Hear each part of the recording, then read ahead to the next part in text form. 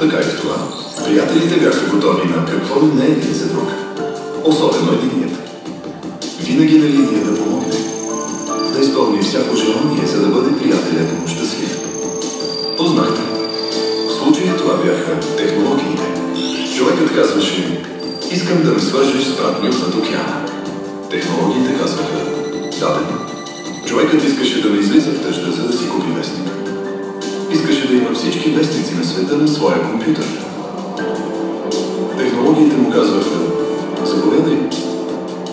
Човекът казваше: не ми се става от леглото, за да се разходи в парка и да се срещна с някой нов човек. Искам да говоря с много хора, докато се излежавам по пижамата. Технологиите казваха: щом това е желанието. И всичко в живота на човека започна да се случва по този технологичен начин. С изчезващ риск, с изчезващи ограничения, с изчезващ личен контакт, с изчезващи разстояния. Дали тази история има за край изчезването на самия човек? Със сигурност утре ще сме различни. Но какви? Времето ще покаже.